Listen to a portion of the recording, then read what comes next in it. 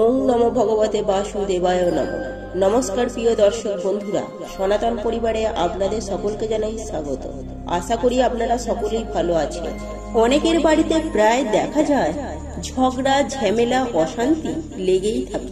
সেই মানুষটাও হয়তো বুঝতে পারে না যে কিসের জন্য পারিবারিক ঝামেলা বেড়ে যায়, অশান্তি বেড়ে যায়। পরিবারের একে অপরের কোনো সদস্য সুখী থাকতে পারে না। হয়তো আপনি নিজেও বারংবার আফসোস করেন এই সব ঘটনা ঘটার জন্য। একটা জিনিস আমাদের মাথায় রাখতে হবে, পারিবারিক ঝগড়া ঝামেলা কিন্তু যুদ্ধের থেকেও খারাপ। কেননা যুদ্ধ হয় প্রতিপক্ষ কারোর সাথে, কিন্তু পারিবারিক ঝামেলা একদম সম্পূর্ণ আপনার নিজের সদস্যদের মধ্যে, অর্থাৎ পরিবারে আপনার কাছের মানুষদের সাথে। সেটা হতে পারে স্বামী স্ত্রী, আবার হতে পারে সন্তান বাবা মা, আবার হতে পারে ভাই বোন, এবং হতেও পারে নিকটস্থ আত্মীয়। অর্থাৎ আমরা দেখি বাড়িতে এই ঝামেলা অশান্তি এগুলো প্রায় বাড়িতে বর্তমানে লেগে আছে। এর জন্য কিন্তু অনেকগুলি কারণ পুরোপুরিভাবে দায়ী। তবে তার আগে এই প্রসঙ্গে বিস্তারিত জানতে ভিডিওটি স্কিপ না করে মনোযোগ সহকারে শেষ পর্যন্ত দেখতে থাকুন। আর ভিডিওটি দেখে কোনরূপ উপকৃত হলে অবশ্যই একটি লাইক করবে ও আপনজনদের সাথে শেয়ার করবে, যাতে ওনারাও দেখে উপকৃত হন।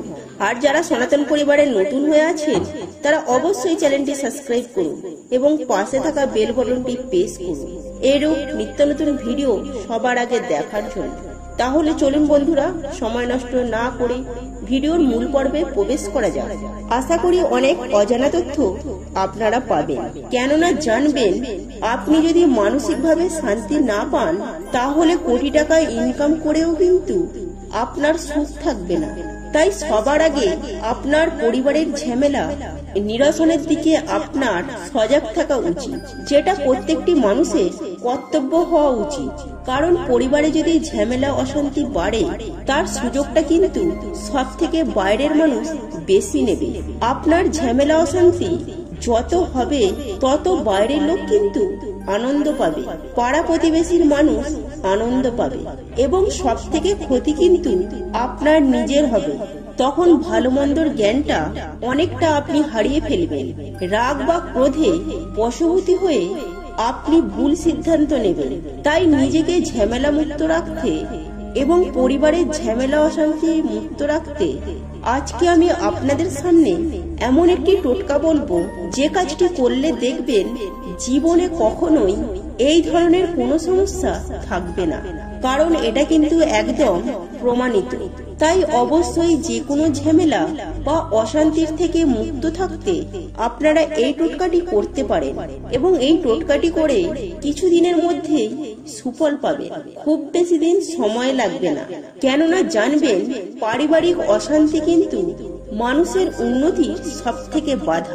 আর পারিবারিক অশান্তি যদি লেগে থাকে আপনি জানবেন আপনি জীবনে কখনোই বড় হতে পারবেন না।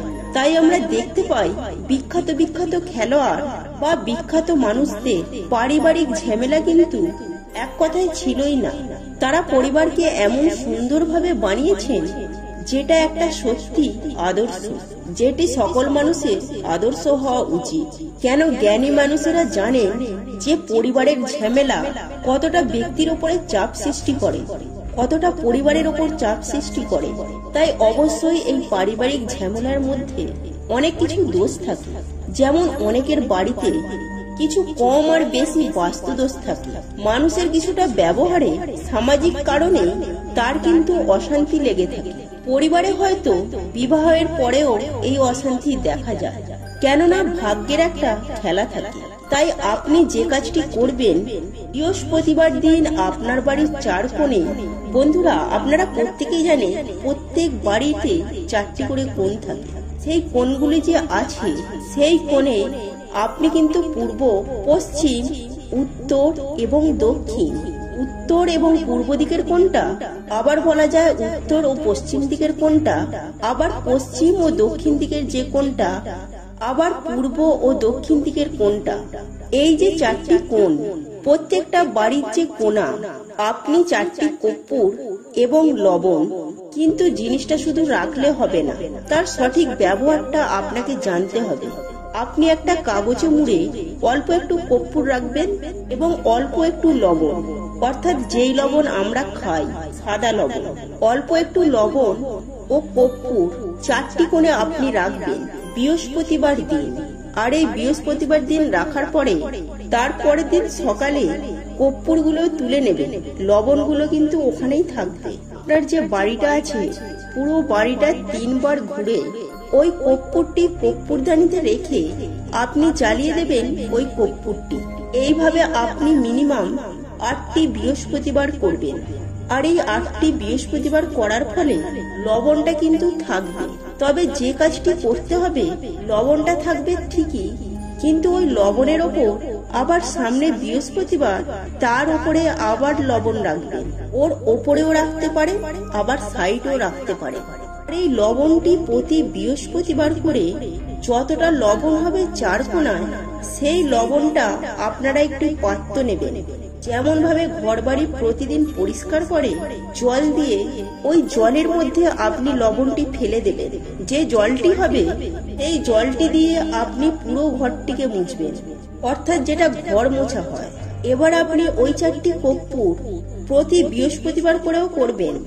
আপনি দিনের বেলাও করতে পারেন আর কাজটি সন্ধ্যার পরেও করতে পারেন। মোট কথা রাত্রি 12টার আগে করলেই হবে। এবার আপনাকে খেয়াল রাখতে হবে যে আপনি প্রতি বৃহস্পতিবার দিন দয়া করে এই কর্পূর আর লবণ রাখবেন, ভুল করবেন না। যদি কোনো ব্যক্তি ভুল কারণবশত কোনো একটি বৃহস্পতিবার মিস করে গেছেন, তাতে কিন্তু দয়া করে কোনো কিছু ঘাবড়ানোর নেই।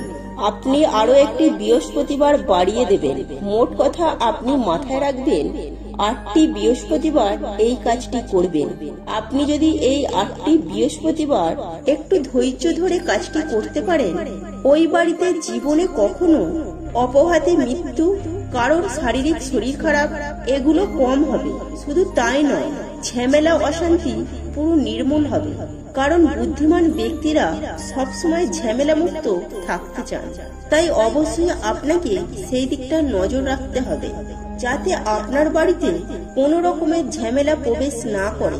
তাই আশা করি বুঝতে পেরেছেন, বাড়ির কোণে কোণে 4 টুকরো কর্পূর আর লবণ আপনাকে রাখতে হবে। অনেক সময় এরকম হতে পারে, দেখা যাচ্ছে আপনার বাড়ির কোণে একদম কোণ বরাবর কোনো খাট আছে বা চৌকি আছে কিংবা কোনো আলমারি আছে, আপনি সেখানে রাখতে পারলেন না। সেক্ষেত্রে আপনি সাইডে রাখবেন। খাট বা আলমারি থেকে সরিয়ে যেটি আপনি কাছে পান সেখানে বৃহস্পতিবার দিন রেখে দেবেন। সকালে রেখে দেবেন, সেদিন সারাদিন সারা রাত থাকবে। পরের দিন সকালে আপনি ওই কর্পূরটিকে পুড়িয়ে দেবেন, অর্থাৎ শুক্রবার দিন পুড়িয়ে দেবেন। আর লবণটা কিন্তু ওখানেই থাকবে। হতে পারে লবণটি জল হয়ে যেতে পারে, তাতে কোনো অসুবিধা নেই। এই কাজটি যখনই আপনি করবেন তার আগে একটু তুলসী পাতা খেয়ে নেবেন। এটি কিন্তু আপনি 8টি বৃহস্পতিবারই তুলসী পাতা খেয়ে এই কাজটি করবেন। মিনিমাম 2টো করে তুলসী পাতা চিবিয়ে তারপরই কাজটি করবেন। বাড়িতে যত রকমের নেগেটিভ এনার্জি আছে, যত রকমের বাস্তুদোষ আছে, সব কিন্তু ধ্বংস হবে, সব নির্মূল হয়ে যাবে এই কাজটি করলে। বন্ধুরা, এই ছিল আজকের ভিডিও। ভিডিওটি দেখে কেমন লাগলো? আর ভিডিওটি দেখে কোনরূপ উপকৃত হলে অবশ্যই একটি লাইক করবে ও আপনজনদের সাথে শেয়ার করবে, যাতে ওনারাও দেখে উপকৃত হন। আর যারা সনাতন পরিবারে নতুন হয়ে আছে তারা অবশ্যই চ্যানেলটি সাবস্ক্রাইব করুন আর পাশে থাকা বেল বাটনটি প্রেস করুন এরূপ নিত্য নতুন ভিডিও সবার আগে দেখার জন্য। আর আমরা সনাতন পরিবারের পক্ষ থেকে ভগবানের কাছে প্রার্থনা করি আপনারা সকলেই সুস্থ থাকুন, ভালো থাকুন।